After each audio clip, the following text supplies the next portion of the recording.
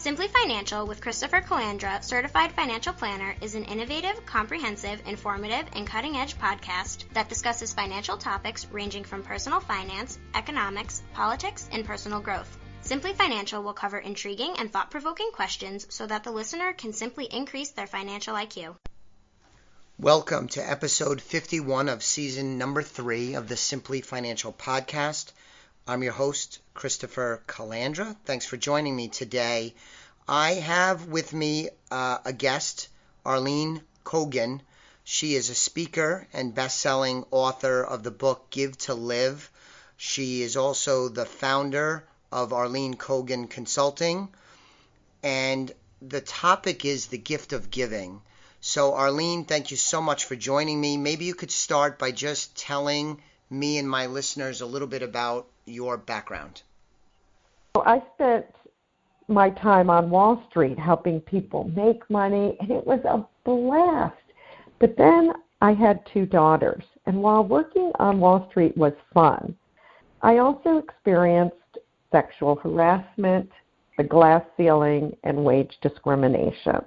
And having 2 daughters made me decide that I wanted to lead by example and show them that they could have a job that was fulfilling and get paid well and not deal with any of the BS. So we moved from the East Coast out to Portland, Oregon, which is where I am now, and I saw a career coach, and everything came up philanthropy and benevolence. And it took me 5 years, and I found a position with the Oregon Community Foundation, which happens to be the 9th largest community foundation in the country, where I worked on the exact opposite side. Instead of helping people grow their money and make money, I helped people give it away, and it was an extremely rewarding position. But when I was there, I noticed that there was just a lack of understanding and communication about how to give. So I decided at that point, after 9 years with the foundation, to go out on my own and really teach individuals how to give in ways that solved personal and financial problems, and also work with their advisors so the advisors could help build comprehensive financial plans that dealt with personal, financial, and also left their clients the ability to make a charitable gift they never imagined. And I have to say, it's all because I had 2 daughters that made me switch careers, and I'm so thankful because it's a fabulous space to be in.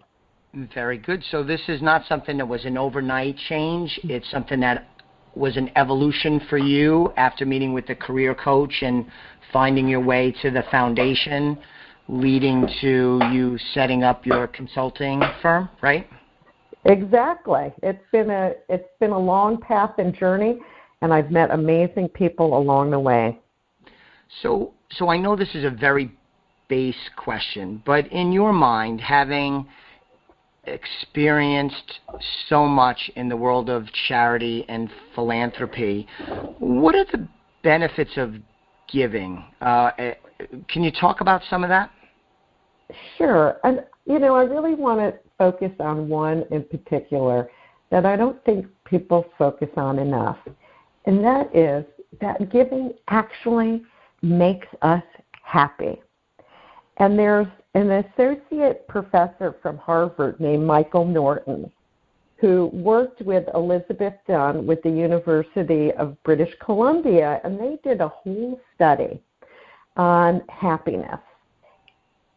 And what they did is they took 2 envelopes. They found a bunch of participants, and they took a bunch of envelopes. And students at the campus of the University of British Columbia received an envelope with either $5 or $20 in it, and instructions that said either spend the money on yourself or spend it on others. And at the end of the day, we're going to call and see how happy you are, if it changed your opinion at all in your outlook for the day.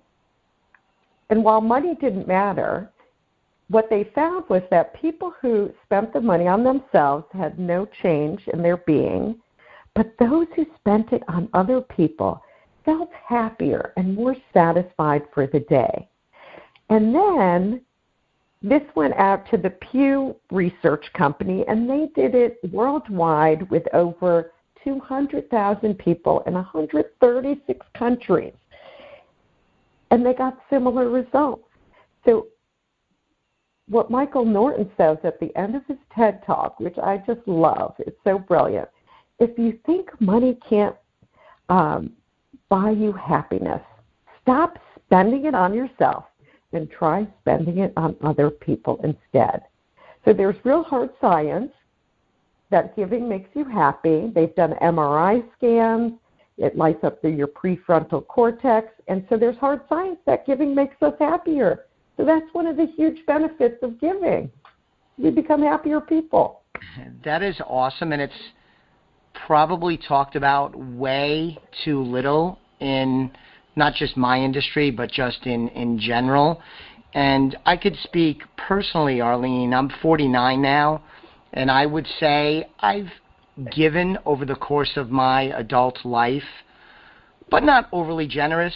Give money to church, local causes, a few charity events each year, pretty good. But now, at this stage of the game, I've achieved a lot of financial goals. I'm not a multi-billionaire with my own private yacht, but I'm financially secure. I am wealthy by most measures, and I have financial comfort. And now my thoughts on giving are so much more intense and mature now that I've kind of protected myself, my family, achieved success, not completely raised my 2 kids. My son is 13. But could you speak to that, kind of the evolution where some people give generously throughout their lives regardless of their economic status, and others, I think, like me, they kind of grow into it as they become older, more mature, maybe even a little wiser, and when they achieve financial security. I'm hoping I'm a little wiser. But what do you think about that? Yeah, I believe for everyone, even those people who you think have refined giving, sense of giving, that giving truly is a journey and it develops over time. And I'll share one quick story with you from the book. I worked with a woman named Sharon, and she was the first donor I met with at the foundation. And it was a very interesting process. Just stopped being a financial advisor. She walks in, and I'm all ready to help her, and she's like, my attorney sent me here. She thinks you can help me. I don't have much time left. Well, it turns out that Sharon had ovarian cancer. She had no kids. She was financially sound. She was divorced. She could leave everything she wanted to charity. And we drafted a fund agreement, and she was going to focus on ovarian cancer research.